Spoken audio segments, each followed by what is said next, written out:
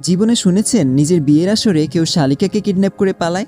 মায়ার রাগী কণ্ঠে বলা কথায় সামনে গাড়িতে হেলান দিয়ে বসে থাকা বর্ষণের কোনোরূপ হেলদুল দেখা গেল না।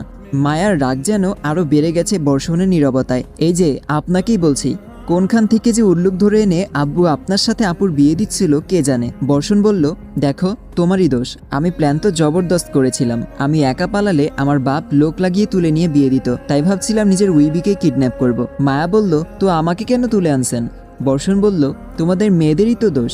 বিয়ে হয় একজনের আর বউ সাজে 100 জন। আমি নেহাত সরল সোজা মানুষ, তোমাদের ওই মেকআপের খোলসের ভেতরের চেহারা বুঝবো কিভাবে? আর তোমাদের বোনদের চেহারা যে হালকা মিল আছে আমি জানতাম নাকি? মায়া বলল, ভাই কিডন্যাপ করবি ভালো কথা, তবে যাকে কিডন্যাপ করবি তার বায়োডাটা তো আগে দেখে নেওয়া উচিত ছিল। বর্ষণ বলল, আমি তোমার যথেষ্ট বড়, তুই তোকারি করবা না একদম। আর আমি কি প্রফেশনাল কিডন্যাপার নাকি যে এত খোঁজ লাগিয়ে কিডন্যাপ করব?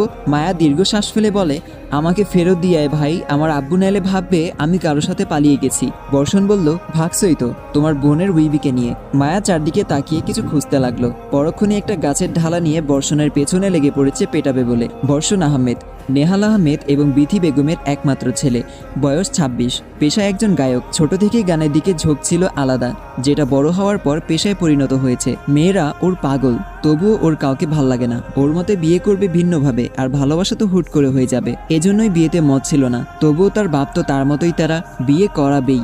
এজন্য আজকে নিজের বাড়ি থেকে পালিয়ে হবু শ্বশুর বাড়িতে লুকিয়ে ঢুকে উইবিকে অজ্ঞান করে কিডন্যাপ করে বহু দূর নিয়ে আসছে। মেয়েটার জ্ঞান ফেরার পর জানালো সে নাকি বউ না। এটা কোনো কথা? সকল কষ্ট বিফলে গেল।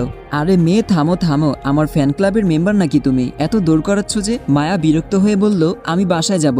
বর্ষণ বলল, আমি প্রফেশনাল কিডন্যাপারের মতো এখন তোমার বাপকে কল করে মুক্তিপণ চাইতে পারবো না, নিজ দায়িত্বে বাড়িতে চলে যাও। মায়া বলল, আজব লোক তো আপনি, আমি কি করে যাব?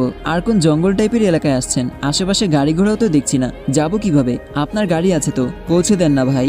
বর্ষণ বলল, আমার আপাতত ফেরত যাওয়ার মুড নেই, পারলে নিজে চলে যাও। মায়া বলল, ভাল লাগে না কিন্তু, প্লিজ আমি রিকোয়েস্ট করতেছি। বর্ষণ বলল, সুন্দর করে বলো। মায়া দীর্ঘশ্বাস ফেলে বলে, ভাইয়া আমাকে একটু ফেরত দিয়ে আসুন না প্লিজ। বর্ষণ ঘোর বিরোধিতা করে, আমি তোমার ভাই না, সো এটা গ্রহণযোগ্য হবে না। মায়া বলল, আচ্ছা দুলা ভাই দিয়ে আসেন না আমাকে বাসায় প্লিজ, এবার তো ঠিকভাবেই বলেছি। বর্ষণ বলল, না এবারও হয়নি, কারণ আমি তোমার বোনকে বিয়ে করছি না। মায়ার অবস্থা বর্তমানে রেগে নাকের ডগা লাল হয়ে আছে।